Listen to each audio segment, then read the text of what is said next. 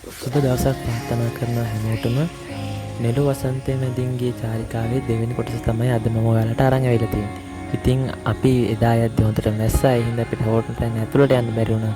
ඉතින් මේ පාර අපි හෝටලෙන් ඇතුළට යනවා. මෙන්න මේ එන්ට්‍රන්ස් එකෙන් මුලින්ම අපි ටිකට් එකක් ගන්න ඕනේ. ඊට පස්සේ අපි ටිකට් එක පෙන්නලා මේ වගේ ලස්සන මියුසියම් එකක් මැද්දෙන් තමයි අපි තියෙන්නේ. ඒකේ තියෙන සතුන්ගේ අස්ති කොටස්, ඊට පස්සේ සතුන්ගේ කෝඩු, වගේම සාපත්තර සහ ඒ කියන ශාක වර්ග වල කොටස්. ඒ විතරක් නෙමෙයි දැන් සම්මාන වර්ග එකතුවකුත් මේ හෝටල් තැන්න කවුරුහාගාරය ඇතුලේ තියෙනවා. බලලා මතකද ඒක බලලා යන්න. ඊට පස්සේ තමයි අපි මේකෙන් එන්ට්‍රන්ස් එක ඇතුල් වුණේ. මුලින්ම මේ පාලම ගිහින් ඊට පස්සේ අපිට හම්බෙන්නේ මෙන්න මේ ලස්සන දිය පාර. මේක හරිම ලස්සන වතුර ගොඩක් පිරිසිදුයි. ඉතින් ඊට පස්සේ අපි මෙන්න මේ හන්දියට එනවා. ඉතින් මේක රවුමට යන්න තියෙන පාරක්. දකුණට ගියත් වමට ගියත් එකම එක තියෙන්නේ. ඉතින් අපි මුලින්ම දකුණු පැත්තෙන් තෝරගත්තේ මොකද ඒ පැත්තේ තමයි පඩිපෙළ තියෙන්නේ. ඊට පස්සේ අපි මුලින්ම යන්නේ මේ චිමිනියල්ල. චිමිනියල්ල පාස් කරලා ඊට පස්සේ මේ වගේ ලස්සන මල් තියෙන ප්‍රදේශ පාස් කරගෙන අපි ගොඩක් දුරට ආවා. ඉතින් පයින් යන්න තියෙන සාමාන්‍යයෙන් දුර කිලෝමීටර් 7ක් වගේ. මෙතනින් බේකසැල්ලට යන්න කිලෝමීටර් 1.7ක් වගේ යන්න. මේ තියෙන්නේ අපිට මුලින්ම නෙළුමල් මේක ඇතුළේදී හම්බෙච්ච තැන. බලන්න හරිම ලස්සනයි.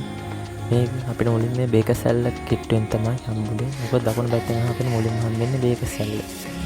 ඉතින් මේ තියෙන්නේ බේකසැල්ලට යන්න මෙතනින් පඩිපෙළෙන් යන්න ඕන. මේ වගේ චූටි කුරුළු පැන්තියක් අපි දැක්කා. ඉතින් මේ පඩිපෙළෙන් පල්ලට බහැලා ගිහිල්ලා තමයි අපිට බේකසැල්ලේ සුන්දරත්වය බලන්න පුළුවන්. මේ තමයි සුන්දර බේකසැල්ල. බේකසැල්ල බලලා ඉතින් අපි ආයෙත් අපේ ගමන පිටත් වුණා. ලෝකාන්තේ බලා යන්න. ඉතින් අපි යද්දි මේ වගේ කාලෙකම එක පාට වෙනස්ම වලට තියෙන බොහොම සාමාන්‍ය දෙයක්. ඉතින් මේ දුමයි නෙළුමලුයි කියන්නේ වෙනම එකක්. ඉතින් ඊට පස්සේ අපි ආවා ලෝකාන්තෙට. මෙතෙන්ට අතන ගිහලා කිලෝමීටර් 2.5ක් ගෙට්ටුවෙන්න දුරක් තිබුණා. ඒකට මේක අදත් ලෝකාන්ත තියෙන්නේ විද්‍යාවට. අපිට මේ දිනේ ලෝකාන්තය වැහිලා තිබුණා. ආයෙත් ඉතින් මේ නෙළුමලුයි පුංචි ලෝකාන්තයට යන්න තමයි අපි ඉලක්කය. ඉතින් පුංචි ලෝකාන්තයේ කිසි වෙනසක් නැහැ. මේ දිනේ වැහිලා තමයි තිබ්බේ.